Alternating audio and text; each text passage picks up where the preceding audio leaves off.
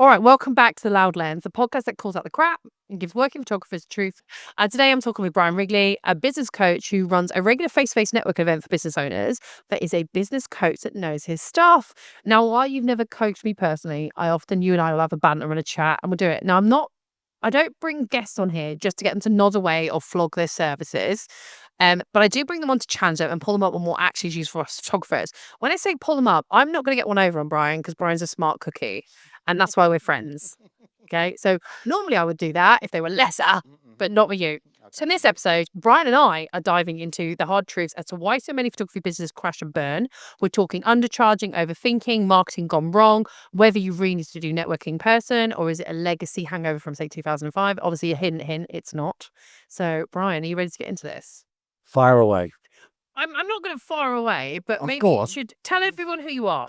Okay, so I'm Brian Wrigley. I've been a business coach for over 20 years. For me, it's about the basics and kicking people's asses and making sure they get results. None of this fancy fluff. That's why I like you, Brian.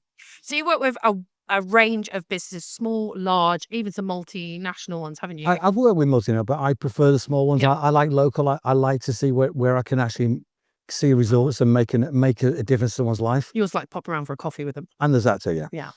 So what are photographers specifically getting wrong when it comes to running a business? Photography, the first thing is they over focus on the end product. Mm-hmm. They're not thinking about the profitability of the business. They're not thinking about the numbers of the business. They get too hung up in their lens. So do you think it's more of a fear or a general ignorance, or have we as photographers maybe been told that passion is enough and that the business side will somehow just magically work? I don't think it's an ignorance. I think there's an element there. Honestly, I'd say there's a lack of understanding rather than an ignorance. Willful lack of understanding. No. Listen, this is where I get a bit funny about this, right? This is where we might clash on it. Okay, good. That's fine. That was good debate, and you love me, and I love you. Yeah. I think there are people who run a business who say they run a business but don't do the business side, but assume just showing up to swanky meetings, eating some amazing food, and then going away, and then coming back the next week, and then complain they haven't got any business, and they do nothing to go learn. Okay, yeah, I get that bit true, and I would say, but ignorance, that's arrogance. Oh yeah, I don't know. Then I would say ignorance to the problem. They think I've seen it in photography groups. People will show up and they'll be like, "Oh, does anyone know how to do targeted ads?" I'm like, Google's a thing. Like it will show you. I know some people learn different ways, but they haven't even done that yet. No. Or they come and go, how can I get more clients? Well, who are your clients? I don't know. They don't get the basics right. Yeah. This is where you come in. They don't get the basics right. They get a camera. Someone's told them they can take great photographs. Of a dodgy swan on a lake. Swans aren't dodgy. Just the ones around you. Yeah, just don't feed them. No, don't feed them.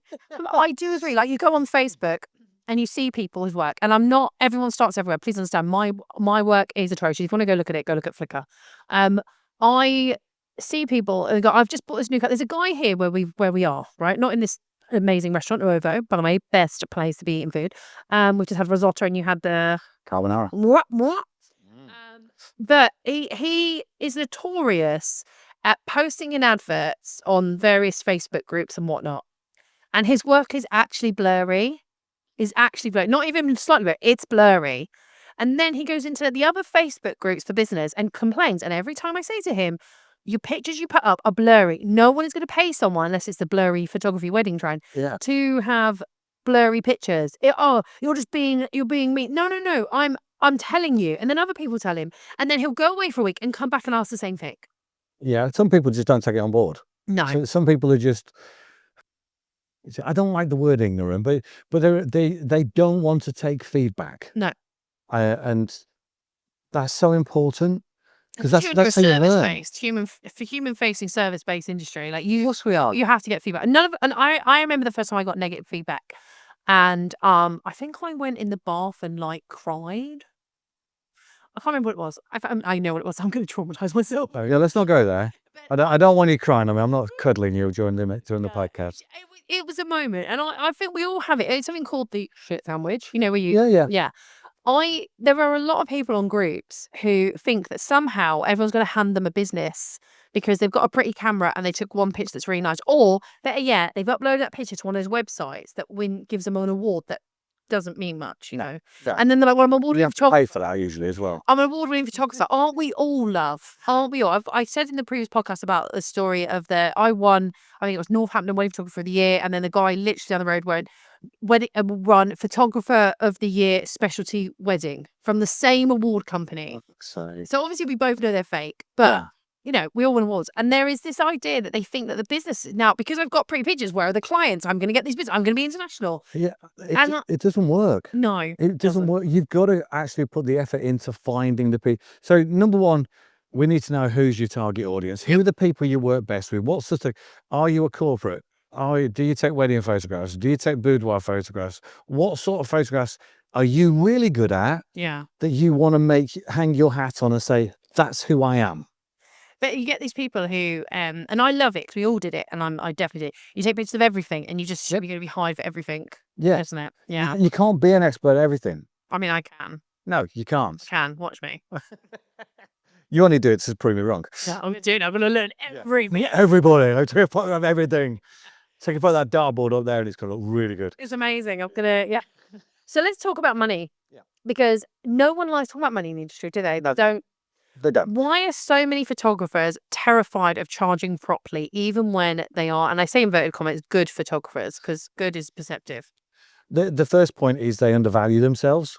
Okay. So I do it just for the love as well. That's another thing they bring up. Oh yeah, because that pays the bills and feeds you.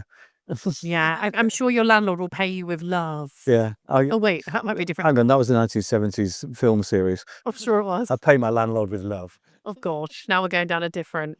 But they don't want to pay for it. Yeah, but they're scared of charging. What they think they perceive as too much, right? Because they will go, oh, I've only been doing this for a couple of years now. Or who's going to pay this amount of money for? Do you think there's an element in the fact that a lot of people don't really see photography as a real job? Because, you know, people show up with their iPhone, people show up, yeah, I took this amazing picture. And you're like, no, the camera took it. You just clicked a button. Like, to be a photographer, you have to create all that. There's a lot more to photography than just clicking a button. But do you think that's because we're told that there isn't a lot of money in it? It's not a real job. And then when you see people who run festivals, they're like, oh, can you take photos for free?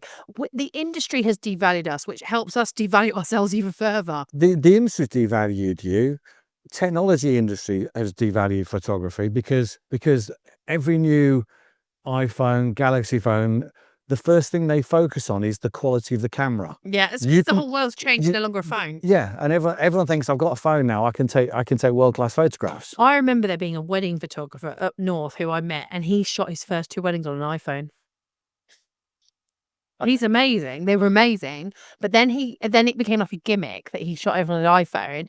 And then one day he got gifted by a well-known brand a camera, and he couldn't use it. I'm not surprised. He had no idea. He's learned how to use a tool, and he's perfected that tool. Then you give him something different. He's like, well, I don't know about that. Yeah, I just think like, if you're pressing a button on a phone, you're not really in control of all the settings. The camera's doing all that for you. You can do that in photography, put it on auto. Yeah. But a photographer is someone who can manipulate those settings to get a better result, or a result that's more pleasing to them. Or of course, a professional will tweak and will turn it around. I mean, if I take it slightly off tangent, I like air pistol shooting, and I've got that. But you see people that buy these rifles. Oh, it's James Bond. Calm down. I actually have the James Bond gun. I have a wall. We can talk about pew-pews on this. I have a wall for PPK. But you see people that buy these rifles, but they're so technology good. All you got to do is put it down, program it, and it'll hit the bullseye for you. What's the point? Oh, I don't know. For what to show off. I mean, I'm military. I learned on an SAE, so but yeah, might as well just turn around and use that as a club than a weapon. But you know, you learn your skill. Do you want a bent barrel? We've got 5. That's what you're going to use. Well, I think you can shoot around the corner. Yeah, that's usually, honestly, some of them were. But I do wonder if it's because we also have this mentality, one, that people just set up side businesses. There's this whole philosophy around side hustles. It's not a hustle, it's a job. You have to pay tax on it. course you do. You know, I know there's a threshold, but regardless of that, you have to pay tax. Yeah. You have, and people are like, oh, I just do it for the love, so I'm not really charging. And then they don't do it effectively. Then they get burnt out. Then they don't love the job anymore. Then they get stressed because now they're having to take time out of stuff they do love to fix the mistakes they've had. And I'm like, okay, this is why you need to look at it as a real business. It is Of not course it is. It's a business. It's good. You've got to be passionate about it. You've got to know who your target market is, who you want to take photographs of, and then charge correctly. Yep. Cost of doing business. It winds me up no end that people don't understand their cost of doing business. No, they And then wonder why they don't make a profit. Yeah, and you go, what's your expenses every month? Oh, I don't know. Well, I've got this, and I've got this. Down to the pence. If you sit them down and go through this list, it's like down to the pence with me. I'm a good yes, girl. good girl. You are a good girl. And it's like this, and they go, well, how many photographs do you need to shoot to make that? I know. And How many days do you want to shoot? Yeah, I don't know. Yeah, like you need to know how many days a week you want to shoot, what your expenses are for your business, then the expenses for home, and they somehow need to find a happy medium in amongst all that. What's fit? Yeah. So we've slated photographers now. We've done it. Done it. We took the sacrificial lamb to the slaughter. Yeah, I think there's no naivety in that. No, good. No BS, straight to the point. Yeah. Now, you do run a networking event every last Friday of the month at the restaurant we're actually in now. We've just had a beautiful dinner, Nuovo in Northampton. Now, I hate networking events, but I still come to yours. Yes. And so because you love me and because you love the food. Banging, mate. Stew's food's banging. And I'm always trying to, I get annoyed if I have a meeting on at the same time. I know. Try to swaggle it around. It's about the food. I know, I want to get to the growth. And But also, I've got real work from this. I can't, I need people to, but for the photographers who are listening to this podcast, they will either fall into the category, I hate networking or I don't have time for it. Okay, that's how I'm thinking. There'll probably be ones that I'm not really interested, but we're not talking about them. Because if you're not interested in networking your business, like honestly, what's going on? Why should a photographer bother showing up at real life events instead of shouting on it on, say, Instagram stories, TikTok, all that? Why should they show up? Because people still want to know the real person. Yeah. Because Instagram stories, TikTok, all social media is just perception. Mm-hmm. And actually, you want to meet the real person. You want to know you can get on with that person. Yeah. If someone's taking your photograph, it's a personal thing. Yeah, we said this before, didn't we, about it's got to be, you need to make a connection with that person. Yeah. I mean, that's why we have meetings. By those meetings should be billed. Yeah. So I have Or to say, or at least put it a bit built into the program. yeah, a bit into the price. Maybe not separate because I get annoyed. Yeah. I will say, in my ignorance, stupid at the time, I thought networking I'll talk about why I felt this way, felt a bit cliche and very cringy and a bit of a waste of time. Not with yours. The reason why I say this, I went to one of those ones where they email you and go, "Hi, we got an opening for a photographer," and I was like, "Nah, this sounds like a cult. I'm gonna go and join." So I got up early morning, hightailed it to some, I think it was a golf club. It might not have been a country house, and had what I can only describe as almost raw bacon sandwich. Right. It looked like it boiled in its own saliva. I don't even know. I don't eat pig anyway, but I ate it out of politeness, and it tasted as horrific as I imagined. And then we sat in this room in like a horseshoe seating arrangement, and then there was a whiteboard, and then they just launched it. Everyone had to stand up and tell everyone about their business, and I was sitting there going, "This feels like a cult." But I don't want to cast aspersions. It was a little bit weird. I think I paid £15, but then it came out that later on it was going to cost me £260 a month to be a part of this club. So anyway, they got up and this guy was talking. One of the guys that got up and talked was a guy who runs a car garage. And I was like, oh my God, yes, my car needs an MOT. He doesn't do MOTs. He just does vintage cars. And I was like, okay, cool. Vintage cars. Nobody in the room had vintage cars. So I was like, okay, you're a very niche car garage. I said, so do you go to like the Chiltern Climb, which is, if you don't know, it's in Chiltern where they do the vintage cars at Climb. Do you get involved with Goodwood, which is literally down the corner from us? Yeah. And I got told off because I can't coach him like that. He has to pay extra to get that coaching. And I was like, oh, okay. So he's offering his business to a room where no one has a vintage car. So why is he here? And I felt like a lot of people talking about businesses that were not doing as well as they made out, which is fine. We all have the Johnny Big Bollock syndrome. And then they were going to coach me. And anyway, I got taken off to this room and I go, "Scrubs, would you come in this separate room with just me alone?" And I was like, what? And that's where they told me. Did they have thumbscrews? Probably, kinky. They said for just 290, whatever it was, pounds, you could join this elaborate plus VAT, join this amazing group of people. I was like, oh, and don't forget, you have to give us all discounts. Yeah, and I was like, what? That's one of my no words ever. Never, ever, ever discount. Apply products, don't discount. Yeah, That's what I was got told. value add. Yeah, value adds. Value add. No discounting. Okay, so networking, there is a place for networking, and there is a place for not that group, but groups like it. Yeah. So you have a regular meet where everyone refers business to each other. Never discount for people in that group. And you also do follow-up, don't you? Yeah. Follow-ups. That's the thing. People go wrong with networking because they think, I turn up for a meeting once a month and that's it, the business is going to come in. No. I just want to have a cocktails. Have a coffee with people. People I you recommend want cocktails with them. Yeah. Have cocktails. Go get hammered afterwards. Whatever. What about? We did not get hammered. Because you get to know the people behind the business. And then you get more of a meaningful referral. Yeah. Yeah. Okay. Because business has been built on network for hundreds of years. It used to be the golf club going back the 70s and the 60s and 50s. Okay, it was sexist because it was a men's game and all this bollocks. But that's where business was done, in these groups. And now just do it over a tarragon chicken. Now you can do it over a tarragon chicken or a lemon chicken or calamari or garlic mushrooms. Okay. Or over a cocktail. Do it over a cocktail. We haven't got a cocktail. We've got water. Council pop. What are you on about? Shush. That's expensive water, that. I love it. It's nice. I grew up on a council estate. I'm good with that. Okay. So coaching, you are a business coach, is a loaded word in our industry. Some photographers are burnt from overpriced, overwhelming coaching experiences. Yeah. What makes a good coach for a photographer versus someone who's just recycling some Gary Vee quotes and adding a pastel Canva logo? Still can't. Well, no hate on Canva. I love it. You can't beat a pastel Canva logo, which you can't copyright or own. Isn't that true? It is true. Of course it is. How can you copyright it? It's on Canva. I love Gary Vee though. There's lots of these people have good advice, and there's lots of business coaches who will give you good bits of advice. But a good business coach, number one, should be making you more money than you're paying them. Yeah. At least 3 times, and if they've not got a guarantee that's doing that, ask them why not. Yeah. Because if they're not backing up what they say, the photography industry, you've got to find people at the right level for you. Okay. There's going to take you that level. Don't sign up for these coaches who want to charge you £1,000, £2,000 a month, because it's not going to help you, because you're going to stress about how much you're paying them. Yeah. And not do what they're suggesting. I have to say, the photography, there's always this, I'm going to get so shot for this.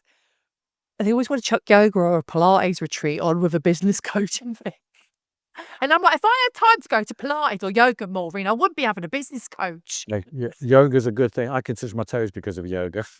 Great, but I'm not going on I'm the wrong. Help your business. I'm the wrong audience, quite clearly, for that. But I've never. It used to be. I remember when I worked in the world of entertainment. They used to say, "And we've got cupcakes," and it became synonymous that you perform and have cupcakes in the dressing room. And I'm not joking. They use it like a form of currency. Okay. But I now see these like business things where they go, "And we're doing yoga, sunrise yoga," and I'm like, I'm not. No. It's got to be about practical. I don't hate on that, but if I've got time to go on a yoga retreat, I don't need a business coach. It's a different thing. The business coach has got to be offering you practical things. Yeah. They've got to be able to hold you to account. They've got to be not blowing smoke up your ass. Yeah. They've got to be honest with you, and you've got to be able to take this. Okay. Photographers are creative, but sometimes get used to, an excuse. They use it as an excuse to avoid the grown-up admin side, like the strategies, the pricing, the boundaries, the data. Mm-hmm. Where do you see the creative mindset getting in the way of business? The creative mindset gets in the way because they are perfectionists. Well, let's say the perfectionism is an excuse. Okay. Because they have to keep touching the picture. Just, I need to do this little tweak and and that takes hours and hours and hours and hours. Yeah. That actually, if you'd have given it to the client 3 days ago, they've been happy. The client would have been ecstatic with it and gone, wow. I've always had this mindset that connection sometimes beats perfection. Yeah. And if the client loves it, that's enough. If your own personal project... Whose work is it? Theirs. It's for the client. Yeah. You're doing it for the client, not for yourself. For me, if you've had personal projects where you can spend hours, days, months, years doing it, client work has to be cost effective. Otherwise, you're going to ruin your business. And we get so caught up in the finicky details that we forget that it's just a headshot. Yeah. It's just a Or headshot. it's a picture of something. Yeah. I would say one day, time yourself how much time you spend on a project Thank you. from meeting them for the first time If we get shamed. to delivering it. All this, just Right. have a Don't just triple my price now. have a timer and see what it is. I just off. And that's why I advocate using AI to cut your time management down occasionally. Yeah, just going off industry. I did it with a web designer. Okay. They charged a fixed price for a website. Right. I made him time the whole thing. Right. Guess what his hourly rate was at the end of the project? £4. Go on. 27 pence. Really? Mm-hmm. That's the thing. People don't realise all the hidden time you do. Yeah. I got him an application for McDonald's the next week. Oh, bless him. McDonald's pays good. How do you get staff discount and a staff meal? Yeah, and you get food. Wow. But That's the thing. There's all this time you spend. Time it. Yeah. Time it and do it on 5 or 6 projects and work out your average rate. Christina O'Brien, this is build. Yeah, I know. So by the time I've taken my fees off and the food, I won't need to work next week.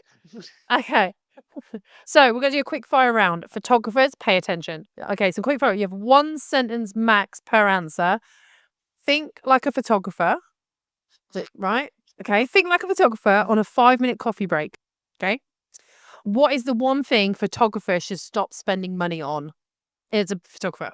I'm going to say gear. Well, there's probably that. Not the stuff up your nose, but the stuff you collect. Yeah, no, I get that. Yeah, you get too much equipment. So yeah. It's called gear acquisition syndrome. GAS. It's called spending money for the sake of it. Yeah. And what would you say? I would say be more careful with what marketing you're spending your money on. Yeah, and just follow on that, targeted ads. If you're using targeted ads on Facebook, don't target other photographers if you're a wedding photographer, they are actually engaged. I had 9 wedding photographers using targeted ads on my feed. What a waste of money for them. If you're using targeted ads, you've got to have a target market, and most photographers don't have a niche target market yet. They use targeted ads. Go figure. Yeah, I know. What is the most common thing holding photographers back from charging more? I think I've already discussed this. Self-belief. Self-belief. I believe. Sorry. I was going to get down. No. Thing called love. Don't. Okay. Don't do that again. Networking for photographers, yay or nay? Yes. Obviously. SEO, social media, or in-person networking, which gets leads that convert? In-person networking will get you more leads. Yeah. I think SEO is a slow burner. They've all got a place. And social media is medium term. Social media is short-lived. So provided your clients are on at the time when you're posting, fine. But social media is consistent, so you've got to be doing it all the time. Okay. And networking you have to do, but you have to follow up, but you're going to get better quality clients because you see them and you get to sort of them. Okay. Most damaging belief photographers have hold on to about business. Most damaging belief photographers hold on to about business. What do you reckon? I think is that creativity isn't a real job. Being a photographer isn't a viable. I think somewhere in the subconscious, a lot of photographers still feel like that. Really? That they're constantly on the struggle to make money. That they need the next client to pay them more money rather than looking at the bread and butter that they could make. I get that bit. So I actually thinking about it, I would say the most damaging belief is that the photograph has to be perfect. Okay. I'm going to go because that's where you spend all your time. People are a bit snobby. Like, for example, a lot of these fashion photographers you see who got really good following, they also had to do basic bread and butter work, like portfolios, model portfolios, headshots, product photography. I mean, don't poo-poo the foundations that could keep you paying your bills. You can still do all the fun stuff, but, okay. Photographers who say, I'm not good at sales, is that the truth or is that an excuse they don't want to learn how to be better? It's an excuse. Okay. Anybody that says they're no good at sales is talking absolute bollocks. Thing is, as human beings, we're born selling. The minute you cry as a baby, you're selling the fact you're hungry. We spend our whole lives selling opinions, selling ourselves into relationships. We are all born selling. Okay. And what selling is relationship building. It feels really deep, Dalai Lama. God. One marketing move a solo photographer can do today for free. Marketing move. A referral policy. A referral policy. Make sure you ask every single client for a referral. Okay. I would say put your face on social media at least once today so people know who you are and talk. Because it works. Yeah, you should have your face on social media, but the referral policy, you get that right. Mhm. Someone's just enjoyed your work and they know people like themselves. Okay. We all know people like us. So if every client refers you one person, you double your business. Okay. How do you know if you're pricing as a photographer for survival or for burnout? That's a really hard one. How do you know if you're pricing for For survival as a or business burnout? or you're facing burnout? I'm going to say if people tell you, oh my God, you're so cheap, or don't argue on your prices. Well, that's always a giveaway. If someone just goes, "Yep," to your pricing, you're too cheap. Yeah. And I'll always argue, you measure your conversion rates. I find it insane that people will do 60, 70 weddings a year and think that's a great business model. I'm like, what part of that was great? That you're working every weekend, that you're working all week. And how much profit are you making? Yeah. What are you doing it for? Because if you work out your hourly rate and you're doing it for cheap, like it's really easy to be booked if you're cheap. Yeah, of course it is. You can be a terrible photographer, but as long as you're cheap, you've got a client. Yeah. And I think there is always a client for every budget. But if you really want to be busy, don't bother learning how to use your camera, put it in auto and charge next to nothing. You will always be busy. That does not make you successful. No. It does make you successfully heading towards a very sorry breakdown, though. It does, and it's life is a work it should be life-work balance. Mm-hmm. With the having a comfortable life. Yeah. So you need to know what that is for you. Okay, now we're going to do the one word round because I know you like this. I want one word, no rambling, no explaining. I'll cut you off and I will cut you off if you start to waffle. Okay, because I do that a lot, don't I? Yeah. Are you ready? Most overused business buzzword. Marketing. Marketing. Oh. Mine's why. What's your why? I hate that. I hate that. Coaching without any real world experience, valid or sketchy? Sketchy. Word to describe 99% of photography pricing strategies. Bollocks. Deluded. Biggest lie creatives tell themselves. So that again? Biggest lie creatives tell themselves. I'm amazing. Okay, doing it for the love. It's not really one word though, is it? No. Workshops are online courses. Which delivers more value? Workshops. Yeah, I'm going to say both. There's many reasons why people can't learn in person.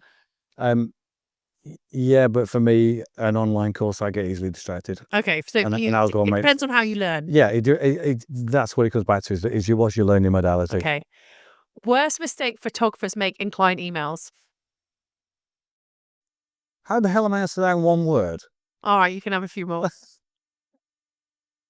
Too many words. Too many words. You complain you don't have enough words, but I'm going to say. But the email, there's too many words and not addressing what the client wants. My mistake, one of the ways they make the biggest mistake is responding immediately. Uh-huh. Boundaries, get them in place. Yeah. Okay. £200 full day wedding, 800 images. If that's what your client said to you and you said, yeah, I'm booked all the time, what would you say to them? You're a fool. You're an idiot. Biggest turn off in a business. Biggest turn off. Yeah, not say just see me. But as if I was if I went to a business, and what is the biggest turn off for you when someone comes to you saying, I want coach, you're like, no, this is terrible. Someone says, "Do I want coach?" Come on. Well, the biggest turn off for me in business is arrogance. Oh, so why are we friends? Because neither of us are arrogant. I would say I am. No, you're not. Is that arrogant for me to say I'm arrogant? You're a knob at times, but you're not arrogant. Okay. Most painful part of running a business? Knowing the numbers. I think admitting when you've made a mistake. That's a lesson. Yeah. That's always a lesson. Yeah. It's for most people, it's knowing the numbers because they don't and they're scared to. Okay. Anyway, Brian, thanks for bringing this all to the Strength Talk and battering me. And for those of you who are listening, and if your stomach twists like this, that's probably because you need to work on it, isn't it? If you're feeling a bit got at, like because you need to work on it. Photography is an art, but it also has a business side, and that's discipline, consistency, and making decisions that your future self thanks you for, doesn't resent. And if you're in the Midlands and you fancy an actual in-person networking event, and Brian runs the last Friday of every month at Nuovo, go. And 25 quid for a 2-course meal. I mean, that in itself pays. And the chance of getting him a bottle of wine. Yeah. If you don't, you have to watch the wheel spinning for 10 seconds. yeah, that's a good point. But if you don't go, fine. But then don't complain if you haven't got any leads, and you've got to put the time in to get the time out. Of course you do. As always, share this episode with a fellow photographer who needs to kick up the arse. Make sure you follow Brian Wrigley. I'll put all his links in the description below. Tag me so I know what kind of mess you're making of your business. I mean, I'm making the biggest mess, don't worry. And also, stop doom scrolling. I would hope you're listening to this podcast right now while doing something else for your business. Yeah, do something. Make sure it's practical and it's something to move your business forward. You're outside getting some fresh air, because sometimes we need to step away to recalibrate. Yeah, listen to it while you're walking the dog or the cat, or just make sure you pick up your dog poop. Walking the chicken. Yeah, I've got chickens. Yeah, why not? The chicken. Put a lead on the chicken. I've seen it. I'll send you pictures of my chicken. Until next time, charge your worth, run your business like you mean it, and for the love of everything, stop pricing it like it's a frigging hobby. If not, I'm sending Brian round late at night to scare you. Yeah, I have big boots. You have big boots. That was boots, right? I was a bit worried there. Take care. Bye, Brian. Bye.